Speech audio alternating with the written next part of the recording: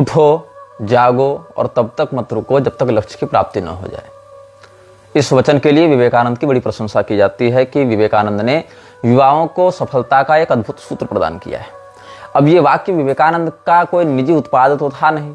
ये वाक्य उत्तिष्ठत जागृत प्राप्य वरान निबोधत इस प्रकार के औपनिषदिक सिद्धांत से लिया गया है। अस्तु, सिद्धांत में तो कोई दोष नहीं है, लेकिन समस्या तब हो जाती है जब विवेकानंद जैसे लोग स्वयं वेद में अनधिकृत होकर वेद का व्याख्यान करने बैठ जाते हैं और एक दूसरे अनधिकारी मैक्स मूलर के बताए हुए उपनिषद भाष्य, वेद भाष्य आदि को या उपनिषद की व्याख्या को या उसके औपनिषदिक दृष्टिकोण को ब्रह्मर्षियों के तुल्य बताते हुए उसको वेदांतियों का भी सिरमौर कहने लग जाते हैं। तब चिंता होती है कि इन लोगों ने उपनिषदों का जो सैद्धांतिक मर्दन किया है उससे सनातन धर्म का लाभ हो रहा है या हानि हो रही है।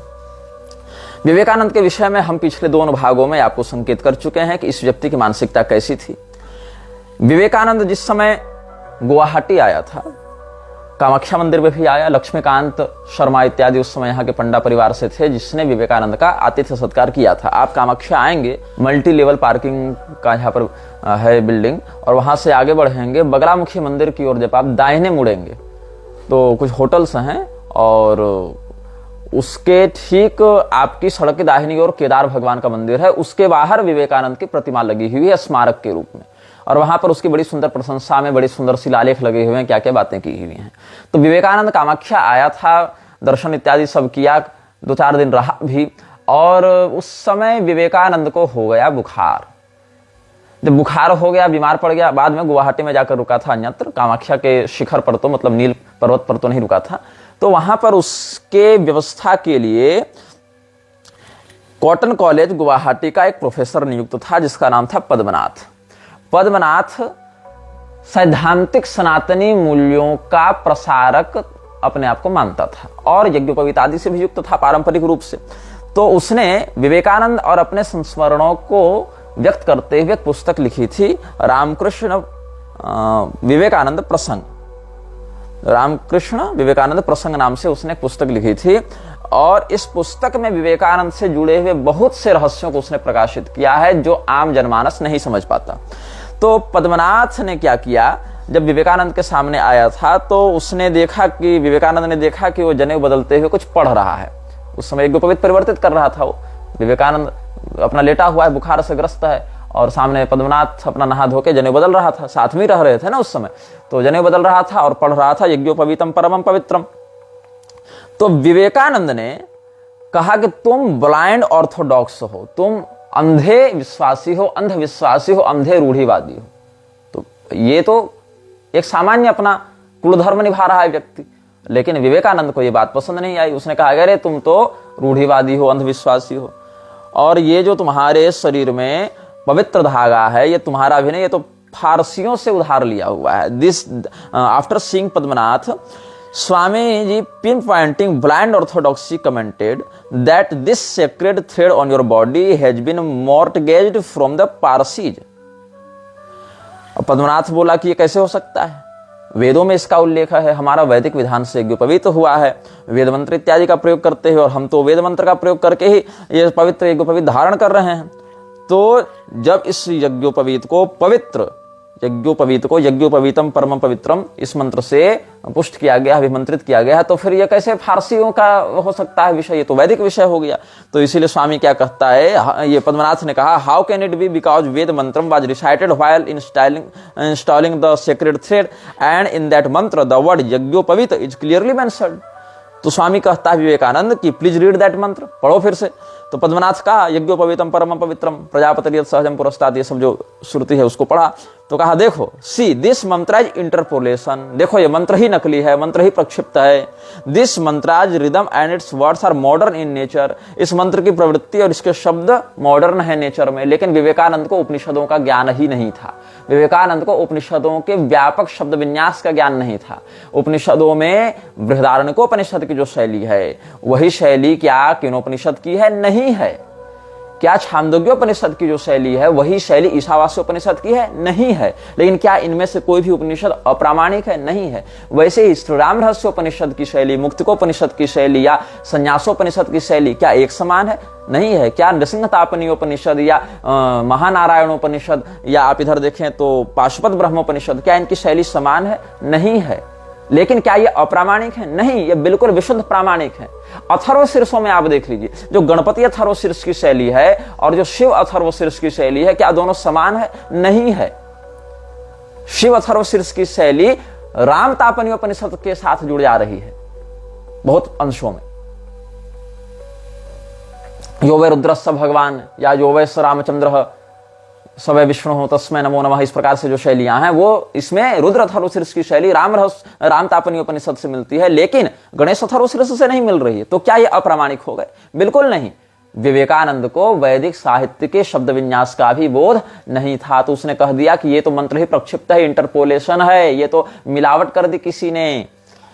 तो पद्मनाथ समझ गया कि इस व्यक्ति से बहस करना मूर्खता है। तो क्या कहता? There is no difference between you and Dayanand Saraswati, and in this condition there cannot be any debate.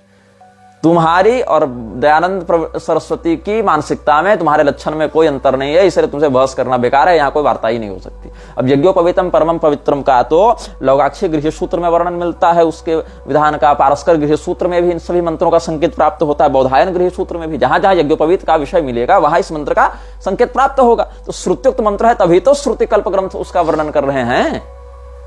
तो ये जो गोभिल गृह सूत्र में धागे का जनेऊ पहनना निषिद्ध है या मना है या वर्णन नहीं है, ऐसा जो मूर्खतापूर्ण प्रलाप करता था विवेकानंद, जिसकी पोल हम गोभिल गृह सूत्र से ही खोल चुके हैं, ऐसे ही जहां जहां गृह सूत्रों में, चाहे लौगाक्षी का मत देखिए, पारस्कर का, बोधायन का, इन महर्षियों का जो वेदोक्त मत गृह सूत्रों में संस्कारगत विधान के उपदेश में वर्णित है, वहां पर यज्ञोपवीतम परमम पवित्रम इत्यादि मंत्रों से ही संकेत किया गया है। और ब्रह्मोपनिषद में, नारद परिव्राजकोपनिषद इत्यादि में भी संन्यास की विधा के समय यज्ञोपवीत का जो विसर्जन करके ज्ञान यज्ञोपवीति होने की बात है, वहां भी इन सभी मंत्रों का प्रयोग किया जाता है। तो कैसा वेदांती था, कैसा औपनिषदिक सिद्धांत का यह प्रचार करता था कि एक ओर ये पवित्र यज्ञोपवीत की वैदिक परंपरा का उपहास कर रहा है और दूसरी ओर शास्त्रों में, गोभिल गृह सूत्र आदि में सूत्र का यज्ञोपवीत बनाना वर्णित नहीं है, ऐसी मूर्खता कर रहा है। अब विवेकानंद के साथ हमने कुछ लोगों का आपको नाम बताया था जो फ्रीमेसन्स के द्वारा अलग अलग मान्यताओं के उपदेशक के रूप में प्रवर्तित किए गए थे, जिसमें हमने आपको बताया था एक नाम, इस्लाम से मोहम्मद अब्दुह को खड़ा किया गया था, यहूदियत से इजराइल ब्रॉदी को खड़ा किया गया था, ईसाइयत से जॉफ्री फिशर को और हिंदुत्व से स्वामी विवेकानंद को। इसमें इस्लाम का जो इनिशिएशन था वो लॉज 1355 काउकाब अल शर्क कायरो में हुआ था।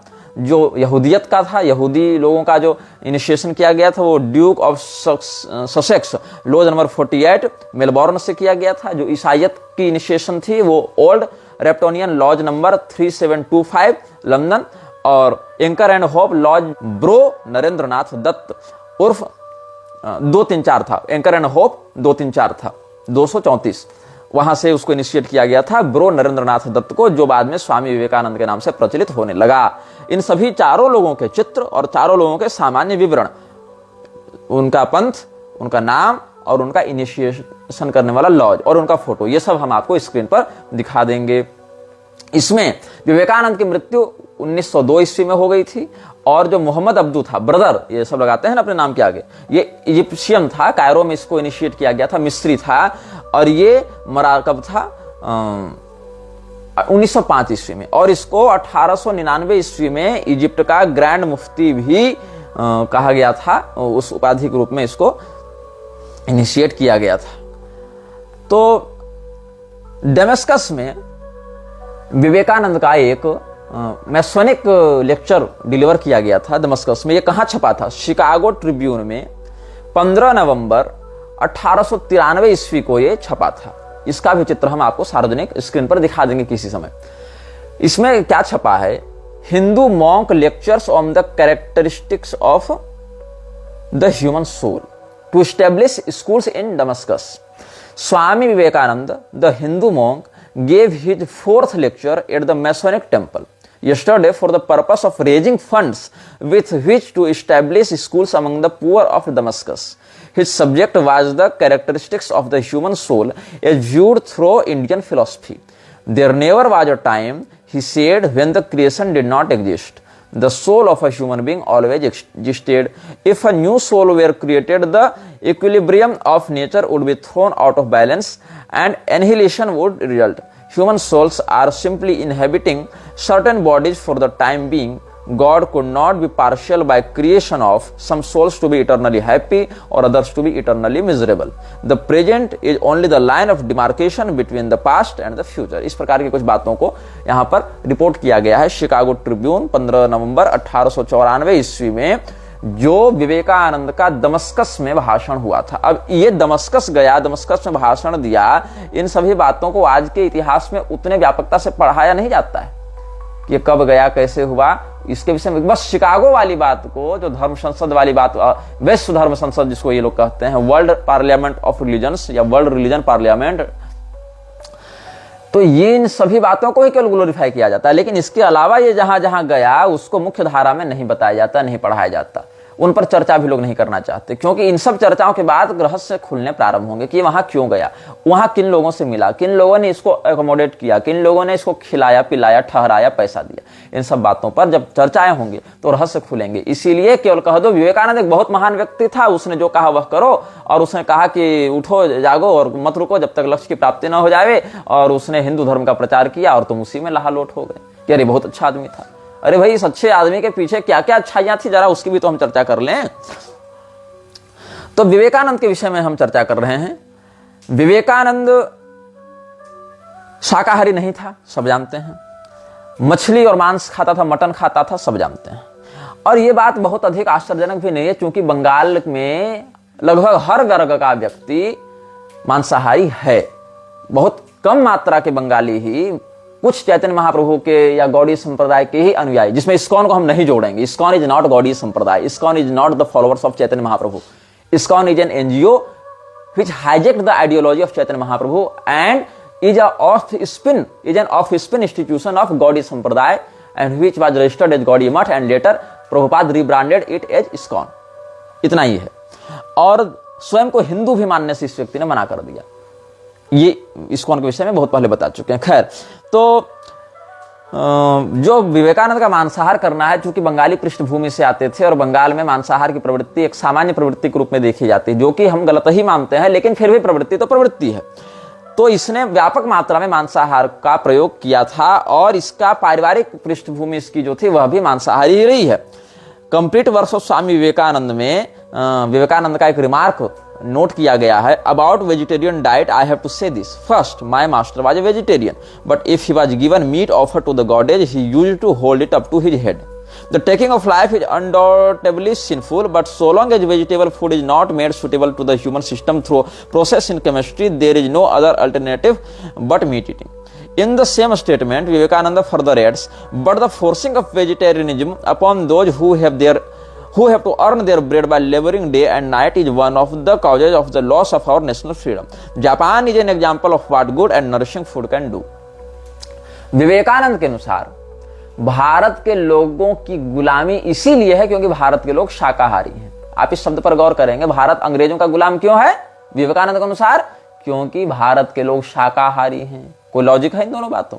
नहीं है। लेकिन विवेकानंद ने कहा, क्योंकि विवेकानंद को लॉजिक से मतलब नहीं था, विवेकानंद को बोलने से मतलब था। लॉजिक तो तुम्हारे अनुयायियों का विषय है ना, वो निकालते रहेंगे। अस्तु, तो विवेकानंद ने क्या कहा कि जहां तक शाकाहारी भोजन की बात है तो मुझे कुछ कहना है। क्या कहना है कि हमारे जो मास्टर, मैं हर मास्टर का अर्थ है रामकृष्ण परमहंस, हमारे जो गुरुदेव हैं वो शाकाहारी हैं, मतलब थे, वाजो, मतलब ये विवेकानंद ने रामकृष्ण परमहंस के पर्यवसान के बाद कहा है।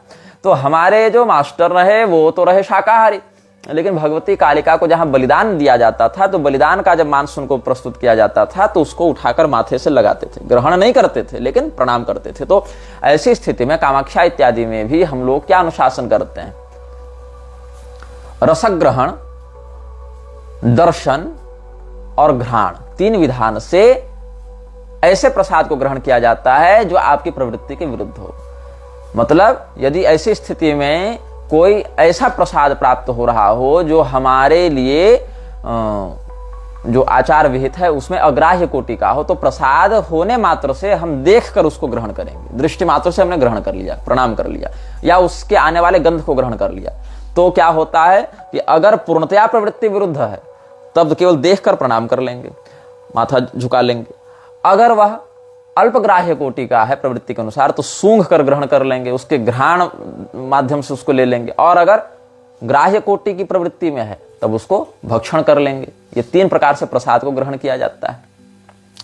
तो इसमें केवल ऐसा नहीं है कि मांस की बात है, मांस बलि, पशु बलि, मांस का वाम मार्ग में प्रयोग, मांस का स्मृति प्रयोग, श्रौत प्रयोग, अमेध्य प्रयोग, निषिद्ध प्रयोग, विहित प्रयोग, ये बहुत व्यापक विषय है और इस विषय पर पहले हम वीडियो बना चुके हैं कई बार, आगे भी समयानुसार बनाते रहेंगे। तो मैं व्यक्तिगत रूप से मांसाहारी नहीं हूं।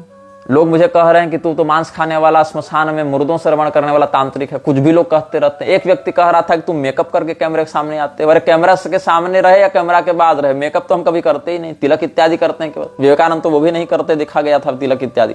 अस्तु बात ऐसी है कि लोग मुझे क्रोधी मानते हैं।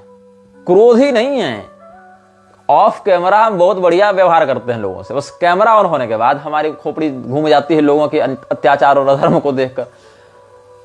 अन्य लोगों के साथ क्या है, इधर उधर खूब उत्पात करेंगे, खूब षड्यंत्र और खूब पॉलिटिक्स और खूब चमचे में लगे रहेंगे, लेकिन कैमरा ऑन होने के साथ ही बन जाते हैं सज्जन, संत, सरल। हमारा उल्टा है, हम ऑफ कैमरा ही सरलता में रहते हैं, कैमरा ऑन होने के बाद भड़क जाते हैं, अधर्म को देखकर, अन्याय को देखकर, अशास्त्रीयता को देखकर, यही सब नाटकबाजी को देखकर। अस्तु, विषय क्या था? विवेकानंद। तो विवेकानंद ने कहा कि इसमें कोई संदेह नहीं कि किसी प्राणी का ऐसे प्राण हनन करना पाप है, कोई संदेह नहीं। ये क्या है? The taking of life is undoubtedly sinful. लेकिन क्या है, हम फिर भी मांस खाएंगे। क्यों खाएंगे? जब तक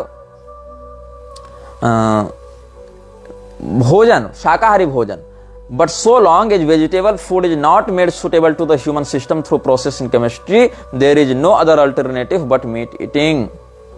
जब तक हम रसायन का प्रयोग करके शाकाहारी भोजन को सभी लोगों के लिए सुलभ न बना दें, तब तक हम मांस भक्षण का निषेध नहीं कर सकते। मांस भक्षण के अलावा कोई विकल्प नहीं है। विवेकानंद आगे क्या कहता है? किसी व्यक्ति को शाकाहारी बनाने के लिए मजबूर करना उस पर अत्याचार है, खास करके तब जब दिन और रात मेहनत करके उसने अपने लिए रोटी कमाई हो और उसको मीट खाने का मन हो। दिन रात मेहनत करके उसने पैसा कमाया और उस शरीर को पुष्ट करने के लिए उसको मांस खाना पड़ेगा और मांस खाने से ही शरीर पुष्ट होगा। ये नरिशिंग फूड है, जिसका एक अच्छा एग्जाम्पल जापान है। जापान और चीन के लोग 4 पैर वालों में केवल कुर्सी नहीं खाते, बाकी सब खा जाते हैं। उड़ने वाली चीजों में केवल पतंग नहीं खाते, बाकी सब खा जाते हैं। ये एक पुरानी कहावत है, बाकी सब खा जाते हैं। तो जापान एक अच्छा उदाहरण है कि कैसा भोजन करना चाहिए। पौष्टिक भोजन करने से, अच्छा भोजन करने से शरीर कितना सुदृढ़ रहता है, ये जापानियों से सीखना चाहिए भारतीयों को। और भारत के लोग शाकाहार पर जोर दे रहे हैं, इसी कारण से उनका शरीर कुपोषित होता जा रहा है और वे अंग्रेजों के गुलाम बनते जा रहे हैं। बंगाल के फेमाइन में अंग्रेजों ने कितना अन्न का अवैध कारोबार किया, लोगों के घर से अनाज छीन छीन कर ले जा रहे थे, लोग भूखे मर रहे थे और उनको भूखे मरने के कारण महामारी से भी अधिक नरसंहार का सामना करना पड़ा। इन सब विषयों पर रामकृष्ण मिशन नहीं बोलता। मांसाहार करना चाहिए क्योंकि इससे शरीर पुष्ट होता है। भले ऐसा करना पाप है हम मानते हैं, लेकिन शरीर पुष्ट होना चाहिए। इस भोग विलास की प्रवृत्ति में विवेकानंद की बहुत रुचि थी। मानता था पाप है फिर भी करेंगे, क्यों? शरीर को पुष्ट करना है हमको। तो क्या इसका शरीर पुष्ट हुआ? नहीं। 70 तरह की बीमारी लेके 49 साल में मर गया, इतना पुष्ट हो गया इसका शरीर। खैर, अच्छा, अगर ये मानता है कि जो व्यक्ति दिन रात मेहनत करके चंद पैसे कमा रहा है, मजदूरी कर रहा है, उसको तो हक है ना कि वो मांसाहार कर सके ताकि उसका शरीर पुष्ट हो। तो भैया मेरे यह बताओ कि उसको दिन रात मेहनत करके पैसा कमाने की क्या आवश्यकता है? मांसाहार ही करना है ना, उठाए भाला और चल जाए जंगल, एक आध हिरण मार के खा ले। उसके दिन भर क्यों मेहनत करना है? अंततः लक्ष्य तो उसका मांसाहारी करना है। बकरी उठा के बकरी पालन करता रहे, बकरा पालन करता रहे, और एक बकरा तो एक दिन में खत्म करेगा नहीं ना। अगर मांसाहार को ही तुम बढ़ावा दे रहे हो नरिशिंग फूड कहकर, तो उसके लिए पूरा मेहनत करने की आवश्यकता है, मजदूरी करने की आवश्यकता है। 10-20 बकरे चुरा लो कहीं से और बकरा पालन करते रहता और 1-2 बकरा बेचकर कुछ तेल मसाला ले लेता और बकरा भून के खाते रहता, तो बन गया वो बहुत बड़ा पुष्ट व्यक्ति और भारत भी आजाद हो जाता विवेकानंद के अनुसार। हो जाता कि नहीं हो जाता? तो एक और भारत को आजाद करवाने के लिए क्या कहता है विवेकानंद कि हे हिंदुओं, अपने समस्त देवी देवताओं को भूल जाओ और हे हिंदुओं, दबा के मटन खाओ ताकि तुम्हारा शरीर पुष्ट हो जाए और तुम अंग्रेजों को भगा दो। ये क्या है? ये विद्वता है इसकी, ये विवेकानंद का अविवेक है। अब द मॉन्क एज मैन, ये पुस्तक शंकर ने लिखी थी 2003 में। उसने लिखा था कि विवेकानंद एक क्लब चलाता था, उसका नाम था ग्रीडी क्लब, मतलब लोभियों का समूह। और ग्रीडी क्लब में क्या किया जाता था? बढ़िया बढ़िया माल मटेरियल सिद्ध करके खाया जाता था। विवेकानंद को चिलम फूंकने में समस्या नहीं थी, विवेकानंद को मछली खाने में समस्या नहीं थी, विवेकानंद को मटन खाने में समस्या नहीं थी और खिलाने में भी समस्या नहीं थी। बीफ तक मांगने, जब इसको पूछा गया क्या खाइएगा, तो बीफ तक इसने मांगा है। कहां मांगा है, किसके सामने मांगा है, कहां वर्णन है, ये सब आगे बताएंगे, ध्यान से सुनते जाना, सबका वर्णन करेंगे। तो विवेकानंद ने क्या किया था? फ्रेंच कुकिंग बुक्स रखी थी अपने पास, इस पुस्तक में सब प्रमाण दिया हुआ है। फ्रेंच कुकिंग बुक्स रखी हुई थी और फ्रांसीसी विधि से मांस पकाने में उसको अच्छा लगता था। ग्रीडी क्लब नाम का एक क्लब चलाता था जहां ऐसे चटोरे लोग भरे हुए थे और खूब मांस मछली खाते थे। अच्छा, ये कहता विवेकानंद कि अनाज सबके लिए सुलभ नहीं है, इसीलिए हम मांसाहार करने को विवश हैं, क्योंकि अल्टरनेटिव नहीं है। तो विवेकानंद जो मांसाहार करता था उसमें सब्जी और मसाला और तेल हल्दी डालता था कि नहीं डालता था, कि कच्चे भून के खा जाता था? बल्कि साग सब्जी तो कच्चे भी खाने के लिए उपलब्ध हैं बहुत से, या सामान्य उबाल कर खा सकता है व्यक्ति। मांस के साथ तो ऐसा नहीं है, सामान्य उबाल दोगे दुर्गंध आती रहेगी, उसके दुर्गंध को मारने के लिए, उसके स्वाद में स्वाद बनाने के लिए मसाला इत्यादि लोग डालते हैं। मसाला के दम पर मांस खाते हैं, कच्चा तो खाता नहीं कोई व्यक्ति। जबकि साग सब्जी या फल इत्यादि तो कच्चा भी खाकर व्यक्ति रह सकता है। तो मोस्ट नेचुरल डाइट तो शाकाहार हो गया ना मनुष्य के लिए प्राकृतिक रूप से।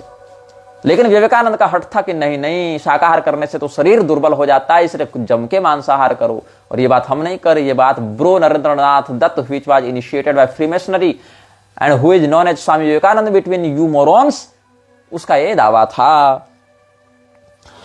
अब विवेकानंद के शाकाहार पर आते हैं विवेकानंद के चरित्र पर। देखो, दो बातों को पकड़ो, कौन सा व्यक्ति क्या खा रहा है और लंगोट का कितना पक्का है। विवेकानंद लंगोट का पक्का और कच्चा छोड़ो, लंगोटे पहनने में समस्या थी इसको, कॉपिन पहना दिया लोगों ने, तो कहता है कि हमको डायबिटीज करवा दिया इन लोगों ने। अब इसका डायबिटीज कहां से घुस रहा था मुझे समझ में नहीं आई बात।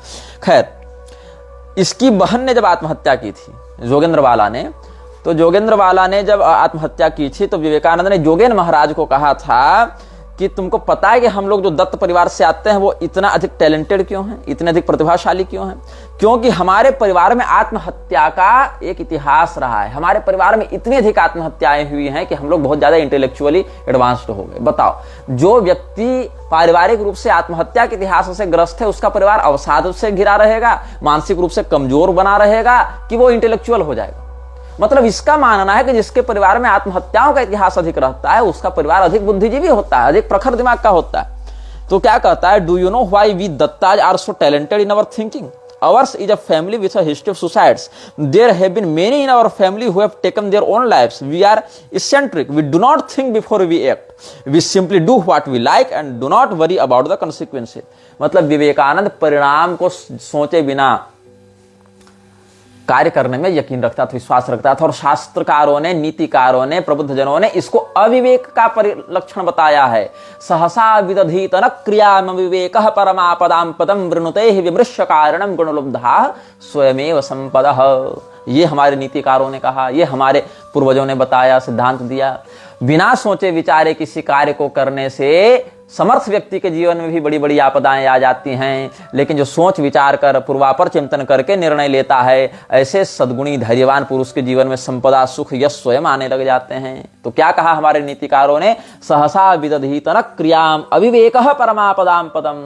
अविवेक ही परम आपदाओं का निमित्त है, इसीलिए विवेक का प्रयोग करके निर्णय करना चाहिए। और विवेकानंद कितना बड़ा अविवेक सिखा रहा था लोगों को कि we do not think before we act, we simply do what we like and do not worry about the consequences. तो we simply do what we like के कारण ही ये सिद्धांत विरोधी हो गया। इसको जो अच्छा लगा सब करता गया, हाँ यही कर दो वही कर दो। ये तो आसुरी प्रवृत्ति है ना। यक्षेदास्यामि मोदिष्य इत्यज्ञान विमोहिता अनेक चित्त विभ्रांता मोहजाल समावृता प्रसक्ता काम भोगेषु पतन्ति नरकेषु च। तो ये जो अनेक चित्त विभ्रांत व्यक्ति है नरेंद्र दत्त, वही बन गया, युवाओं का आदर्श बना दिया गया।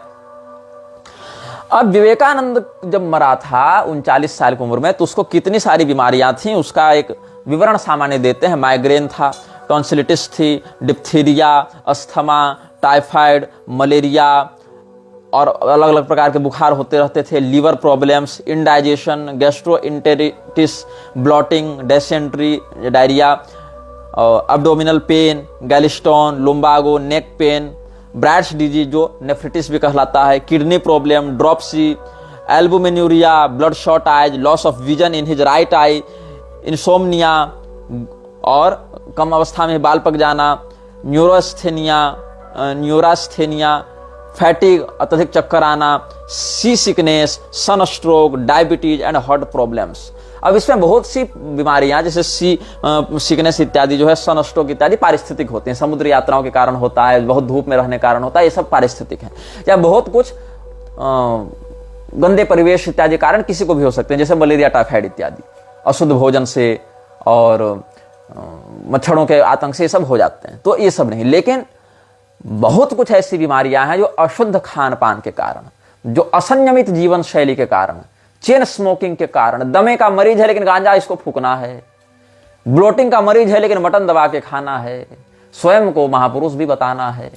तो ऐसे असंतुलित आहार विहार वाले व्यसनी नशेड़ी व्यक्ति को यदि आप युवाओं का आदर्श बनाएंगे तो उड़ता पंजाब तो बनेगा।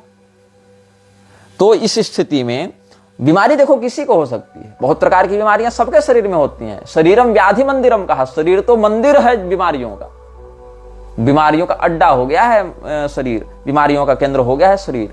लेकिन खास करके तब जब आपको महापुरुष के रूप में व्यक्त किया जा रहा है, जब आपको योग और वेदांत का निष्णात बताया जा रहा है, और तब जाकर आप अपने प्रारब्ध के कारण नहीं ये सब बीमारियों से ग्रस्त बताए जा रहे हैं कि चलो ये तो बड़े नियम धर्म वाले व्यक्ति हैं, फिर भी देखो ना कौन सा पता नहीं कर्म फल था कि ऐसा कष्ट इनको भोगना पड़ा। आप उल्टे गांजा फूक के और मटन बनाने के लिए फ्रेंच रेसिपी बनाए आ रहे हैं, और आपको बनना है विवेकानंद।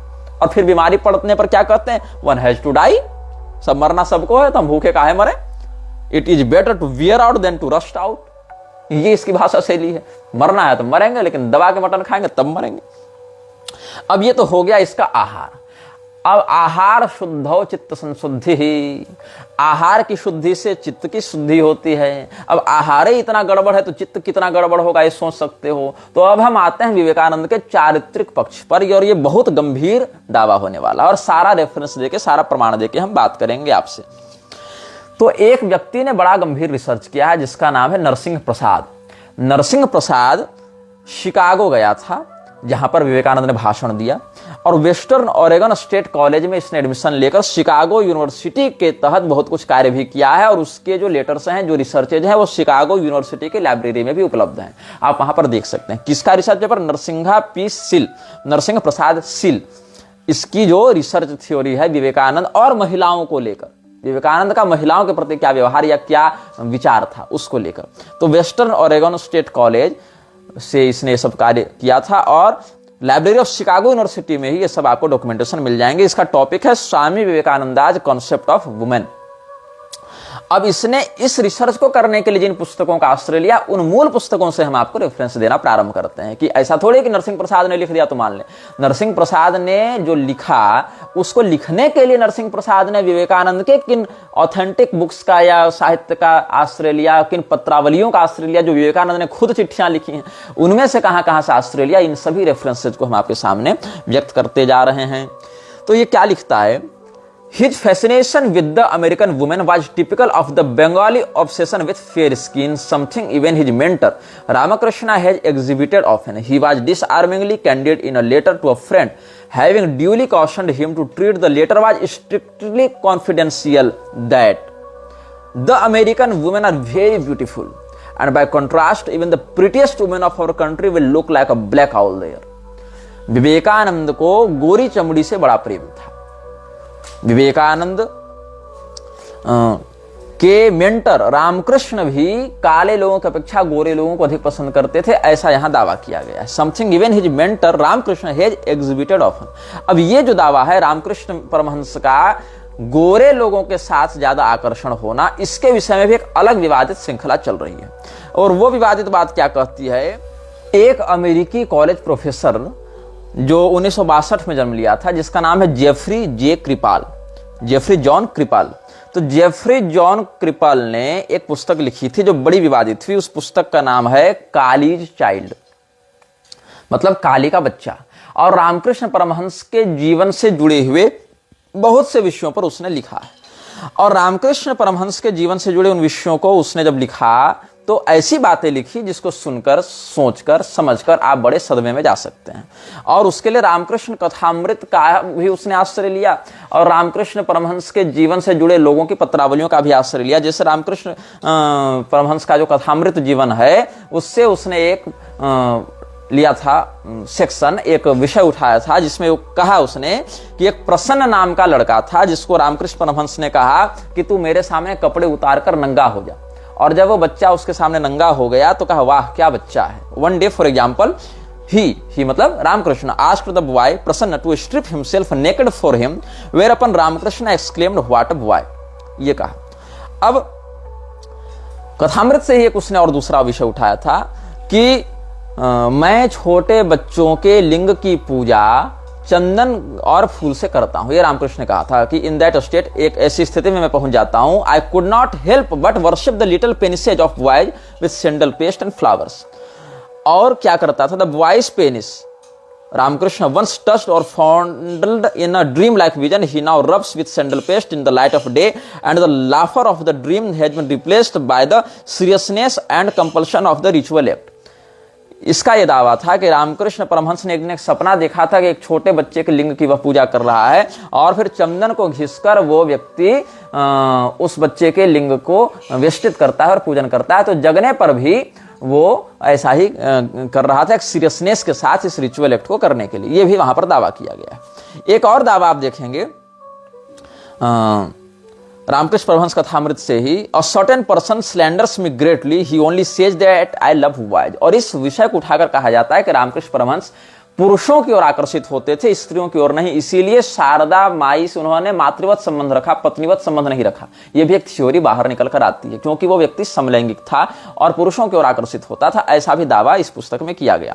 और यहां तक कि a naked person used to stay around, I would play with his little penis with my hand, then I would laugh a lot. This naked form used to come out of me, it was in the form of a paramahansa like a boy. ये सब बातें भी इसमें कही गई हैं। तो इन विषयों के कारण बहुत विवाद हुआ। और जब कालीज चाइल्ड लिखी किसने, जेफरी जे क्रिपाल ने, तो इस पुस्तक को पहले तो बहुत अप्रिशिएट किया गया। ये बता दूं कि ये राइस यूनिवर्सिटी इन हॉस्टन टेक्सास, इसमें ये प्रोफेसर भी रहा है। तो ये व्यक्ति जो रामकृष्ण मिशन पर इस प्रकार से, रामकृष्ण परमहंस पर इस प्रकार से रिसर्च कर रहा था, उसने जो पुस्तक लिखी कालीज चाइल्ड, ये छपी कब 1995 ईस्वी में। और Kali's child the mystical and the erotic in the land life and teachings of Ramakrishna, ये रामकृष्ण परमहंस पर इसने रिसर्च किया था। और रामकृष्ण परमहंस की ही जो जीवनियां छप रही हैं या उनके निकटवर्ती लोगों ने जो बात बताई है उसी पर आधारित थी। लेकिन क्या हुआ, इस पुस्तक को प्रचारित कब किया गया? अब पुस्तक तो हजारों छप रही हैं, लेकिन ये पुस्तक में क्या खास बात रही कि 1995 में American Academy of Religions history of religions prize इसको मिला। अमेरिकन एकेडमी ऑफ रिलीजन्स एक संस्था है, इसने हिस्ट्री ऑफ रिलीजन्स का जो प्राइज दिया जाता है उसमें इस पुस्तक को ये प्राइज दिया गया। और ये प्राइज जब मिला तो ये पुस्तक चर्चा में आई। करे ऐसा भी किसी ने कुछ लिखा है, जेफरी जॉन क्रिपाल ने लिखा है कि रामकृष्ण परमहंस तो समलैंगिक व्यक्ति था। तो उस व्यक्ति के इस दावे के विरुद्ध भारत में व्यापक आंदोलन रामकृष्ण मिशन ने किया, जिसमें रामकृष्ण मिशन की ओर से स्वामी त्यागानंद और परिव्राजक ब्रजप्राण, इन दोनों लोगों ने बहुत विरोध किया और कहा कि तुमने जो बातें समझी वो बात गलत है, वो बात का ट्रांसलेशन ही वैसा नहीं है, क्योंकि ये सब तो बंगाली साहित्य से थे। तो तुमने जो बंगाली साहित्य का अनुवाद किया वहां मूल बात कुछ और थी, तुमने बात कुछ और समझ लिया। तो इस बात के समर्थन में, स्वामी त्यागानंद के इस बात के समर्थन में भारत के एक प्रसिद्ध लेखक खड़े हुए, राजीव मल्होत्रा। राजीव मल्होत्रा जो हैं वो भारत के राष्ट्रवादी वक्ताओं में से गिने जाते हैं। हालांकि बहुत मामलों में उनसे हमारा मतभेद है, बहुत मामलों में नहीं भी है, लेकिन वो एक अच्छे वक्ता और लेखक के रूप में समाज में जाने जाते हैं। तो उन्होंने भी त्यागानंद के ही वचनों के आधार पर जेफरी जे क्रिपाल का विरोध किया कि नहीं, तुमने जो इंटरप्रिटेशन दिया है वो एक तरफा इंटरप्रिटेशन है और तुम्हारी बात गलत है। रामकृष्ण परमहंस के जीवन में ये सब जो बातें लिखी गई उसका संदर्भ और उसका जो पर्याय है वो जिस भाषा और जिस घटनाक्रम में है उसको तुम समझने में असमर्थ रहे हो, ऐसा इसका कहना है। लेकिन बंगाली भाषा के जो विशेषज्ञ ब्रायन हैचर जैसे लोग बंगाली स्कॉलर माने गए हैं, उन्होंने कहा कि नहीं, जो कृपाल ने ट्रांसलेशन किया है वो सही किया है और ये एक वास्तविक तथ्य है जिसको रामकृष्ण मिशन बदनामी के डर से छिपाना चाहता है। तो इस प्रकार से बहुत विरोधाभास होता रहा और कॉलेज चाइल्ड जो है वो एक प्रकार से भारत में अघोषित रूप से ही लेकिन सही प्रतिबंधित पुस्तकों में से आ गई, लोग इसको नहीं पढ़ेंगे। और मजे की बात क्या है कि इस पुस्तक को छापा किसने? इस पुस्तक को यूनिवर्सिटी ऑफ शिकागो प्रेस ने ही छापा था, वही शिकागो जहां विवेकानंद जाकर भाषण दे आया था। तो इसको बहुत क्रिटिसिज्म मिली और कहा गया कि इस बुक में 3 बातें ध्यातव्य है कि इसने बंगाली का गलत अनुवाद किया और तंत्र शास्त्र के विषयों का मिसअंडरस्टैंडिंग किया, मतलब मिस इंटरप्रिटेशन किया और साइको एनालिसिस के वर्तमान विचारधाराओं को गलत तरीके से प्रेजेंट किया। तो इस पुस्तक को बैन करने के लिए भारत की संसद में 1996 में एक बिल लाया गया, एक निवेदन किया गया। 1995 में पुस्तक जो है वो फर्स्ट प्राइज जीतती है, हिस्ट्री ऑफ रिलीजन्स का प्राइज लेती है। कहां से? अमेरिकन एकेडमी ऑफ रिलीजन, इस संस्था से लेती है। शिकागो प्रेस ने छापा था इसको, शिकागो यूनिवर्सिटी प्रेस ने। तो भारत की संसद में 1996 ईस्वी में एक मांग उठी कि इस पुस्तक को बैन किया जाए भारत में। अब जब 1996 ईस्वी में बैन की मांग उठी तो कृपाल ने कहा कि अगर आप लोगों का दावा सही है कि हमने गलत लिखा है तो हम इसको रिकंसीडर करेंगे, हम इसको फिर से सीखना चाहते हैं, समझना चाहते हैं, हो सकता है हमसे गलती हुई हो। तो उसने फिर से रिकंसीडर किया और एक रिवाइज्ड एडिशन इस बुक का निकाला। कब? 1998 ईस्वी में। 1998 ईस्वी में इसने जब रिवाइज्ड एडिशन निकाला और कहा कि भाई अब आप लोग पढ़कर बताइए अब जो हमने लिखा क्या वो गलत लिखा। इन लोगों ने फिर पढ़ा, बोले हाँ अभी भी गलत लिखा। तो 2001 ईस्वी में फिर सेकंड एडिशन को बैन करने के लिए भी एक पिटीशन दायर किया गया, किंतु यह पुस्तक आधिकारिक रूप से बैन नहीं हो पाई। लेकिन दंगा, विरोध और जान की धमकियां आ रही थी ना जॉफरी कृपाल को कि तुमको मरवा दिया जाएगा, मर्डर की धमकी आ रही थी, इसीलिए इस पुस्तक का व्यापक प्रचार नहीं हुआ। और सरकारी रूप से तो बैन नहीं हुई पुस्तक, लेकिन व्यवहारिक रूप से मार्केट से इस पुस्तक की प्रतियां हटा ली गई। अच्छा ठीक है, हम इस विषय पर कोई चर्चा नहीं करेंगे। और बाद में जॉफरी कृपाल की जो पीएचडी डिसर्टेशन की गई थी रामकृष्ण परमहंस के ऊपर यूनिवर्सिटी ऑफ शिकागो में, जिसमें वेंडी डॉनिजर इत्यादि लोग गाइड एडवाइजर इत्यादि रहे, उन लोगों ने कहा कि देखो तुम तांत्रिक और साइको एनालिटिक जो ट्रेडिशंस हैं उसके आधार पर तुम इसको अच्छे तरीके से परिभाषित करो और इसमें कुछ ऐसे शब्दावलियों का प्रयोग करो जो तंत्र शास्त्र की ऑथेंटिसिटी से जुड़े हुए हैं ताकि विषय को प्रामाणिक रूप से तुम प्रस्तुत कर सको। तो ये सब बातें समाज में चलती रही। इसी कारण से जो विवेकानंद के समर्थक हैं, रामकृष्ण मिशन के समर्थक हैं, उनका यह दावा है कि जॉफरी कृपाल ने गलत लिखा है, रामकृष्ण परमहंस ऐसे नहीं थे। और जॉफरी कृपाल का दावा है कि इस पुस्तक को लिखने के लिए हमने 12 साल रिसर्च किया और रामकृष्ण परमहंस के साथ चूंकि बचपन में भी बहुत अत्याचार हुआ है, शोषणात्मक प्रवृत्ति लोगों की रही, बहुत चाइल्ड ट्रॉमा से वो गुजरे, तो चाइल्डहुड ट्रॉमा, सब लिमिटेड होमो इरोटिक और पेडोफिलिक पैशंस उसमें डेवलप हो गए थे। छोटे बच्चों के प्रति यौन आकर्षण और मानसिक संवेदना, समलैंगी के प्रति, समलिंग के प्रति समलैंगिकता का उदय होना, ये सब जो है रामकृष्ण परमहंस के व्यक्तित्व में आने लगे। और इसको हम 12 साल पहले जो मैल्कॉम मैकलीन ने रामकृष्ण कथामृत का इंग्लिश ट्रांसलेशन किया था, उससे भी हम इसको पुष्ट कर सकते हैं कि रामकृष्ण कथामृत जो 5 वॉल्यूम में लिखी थी ना महेंद्रनाथ गुप्ता ने, तो उसको बाद में मैल्कॉम मैकलिन ने अनुवाद किया था अंग्रेजी में। तो 12 साल पहले जो इसने अंग्रेजी अनुवाद किया है रामकृष्ण कथामृत का ही, उसी से हमने रेफरेंस देकर लिखा है, ऐसा जॉफरी जे कृपाल ने दावा किया। तो ये सब अलग अलग पक्ष समाज में चल रहे हैं रामकृष्ण परमहंस के व्यक्तित्व से जुड़े हुए, जो कि हमने आपके समक्ष स्पष्ट कर दिया है। तो अब हम बताया क्यों रहे थे ये सब विषय, क्योंकि विवेकानंद का महिलाओं के प्रति जो विचार था या जिस प्रकार के पत्रावलियां प्राप्त होती हैं उसमें जो बातें हैं उसको आप समझें, क्योंकि गोरे शरीर के प्रति रामकृष्ण परमहंस की भी होमो इरोटिक भावनाएं अभिव्यक्त होती थी, ऐसा बहुत से लेखकों और शोधकारों ने विवादित रूप से ही सही लेकिन दावा किया है। अब विवेकानंद के विषय में जो नरसिंह प्रसाद सिल का हम रिसर्च आपको दिखा रहे हैं, वहां पर ये क्या लिख रहा है और कहां से रेफरेंस देकर लिख रहा है, इस पर हम बता रहे थे। उसने एक चिट्ठी लिखी थी और उस चिट्ठी को विवेकानंद ने स्पष्ट कहा था कि ये स्ट्रिक्टली कॉन्फिडेंशियल चिट्ठी है, 2 बार उसने कॉशन किया था उस लेटर में। क्या कहता है, having duly cautioned him to treat the letter as strictly confidential. और इस चिट्ठी का वर्णन कहां है, तो prophetic mission volume 1 page number 445 and 446, Vivekananda's observations reported in the Detroit Tribune April 1 1894। यहां से हम आपको बता रहे हैं। और कंप्लीट वर्क्स ऑफ विवेकानंद में भी इसका वर्णन आपको मिल जाएगा। He would reiterate his position in regards to the Hindu women 3 years later by claiming in his fantastic essay The East and the West that all of the nations of the world the Hindus are the handsomest and finest in features। उससे पहले इसने क्या कहा था, जो उस पत्र में लिखा गया कि the American women are very beautiful and by contrast even the prettiest women of our country will look like a black owl there। कि अमेरिकी महिलाएं चमड़ी के रंग में सबसे अधिक ब्यूटीफुल हैं, प्रीटी हैं, और हमारे देश की सबसे सुंदर स्त्री को भी अगर अमेरिकी मेम साहब के सामने खड़ा कर दिया जाए तो भारतीय महिला कैसी दिखेगी, एक काले उल्लू के समान दिखेगी अमेरिकी गोरी चमड़ी के सामने। अच्छा, हो सकता है यहां पर तथ्यात्मक बात हो रही हो सकता है विवेकानंद ने जो कहा उसके पीछे एक फैक्ट को प्रदर्शित करना हो, हालांकि ये फैक्ट है नहीं, फिर भी विवेकानंद के नजरिए से हो सकता है ये फैक्चुअल स्टेटमेंट रहा हो। तो इसकी हम आगे पोल खोलते हैं। क्या लिखते हैं ये लोग, the young ascetic was so carried away by the beauty of the American woman that he did not even bother to contradict his observation on the beauty of the Hindu woman made only a few months earlier, that to see a Hindu girl is to pause and marvel that God could make anything so exquisite।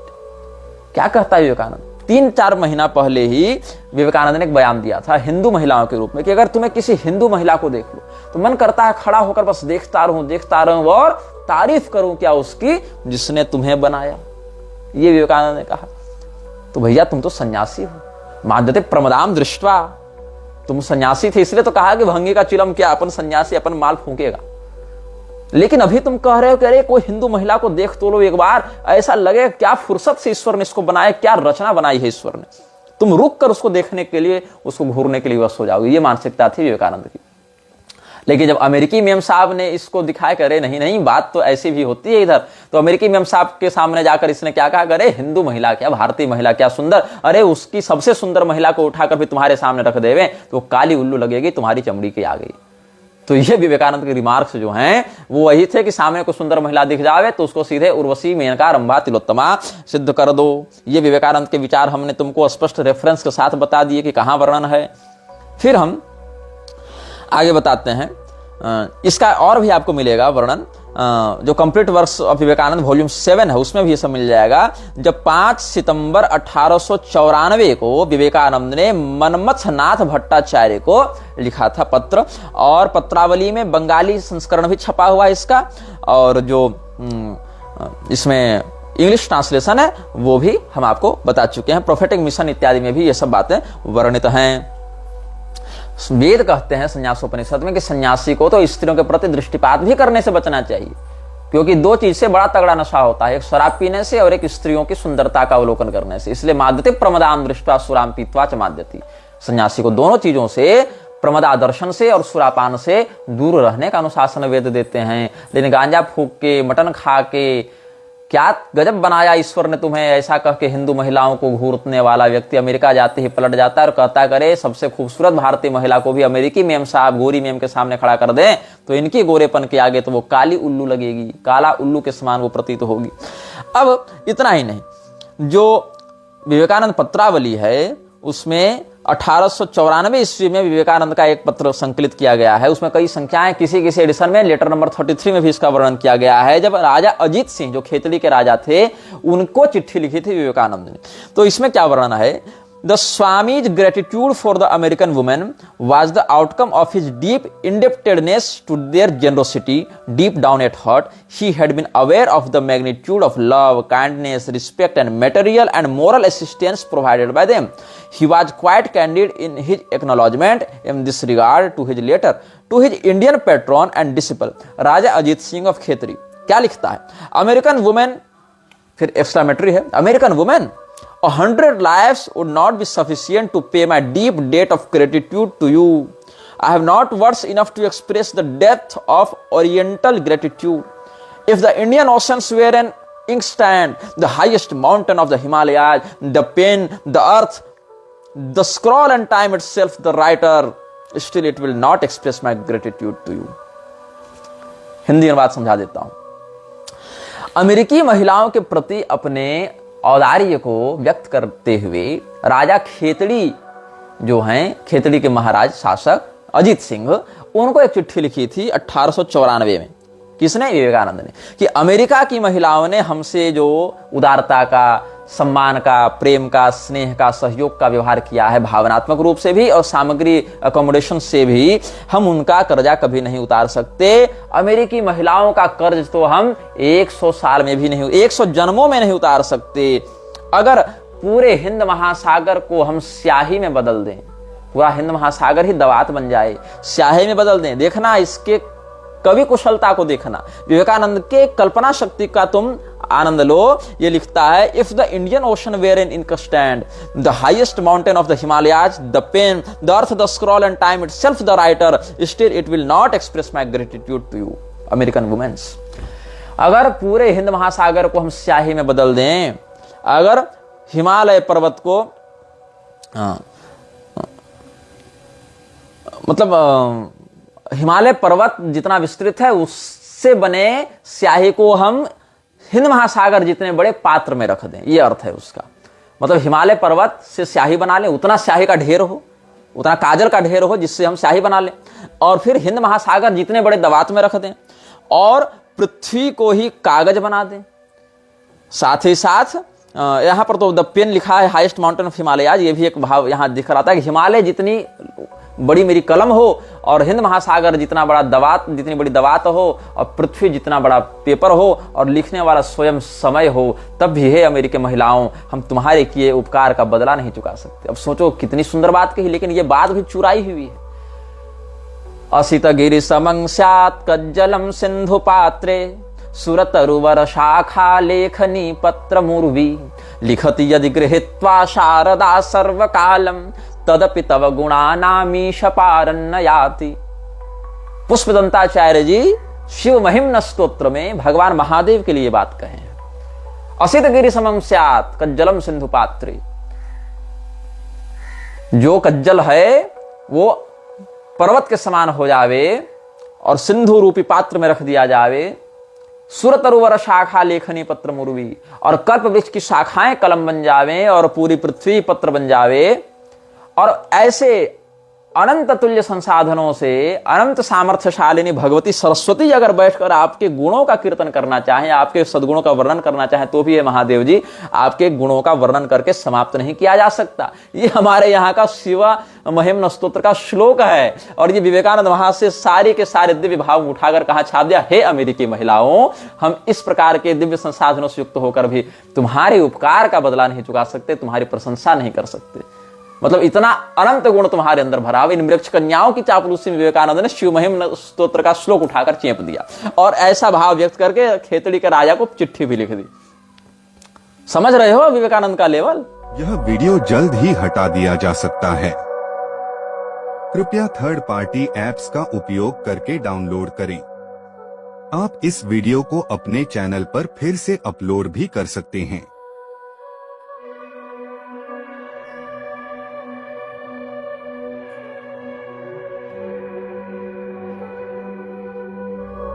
This video may get deleted soon. Please download using third-party apps. You may also re-upload this video on your channels. Thank you.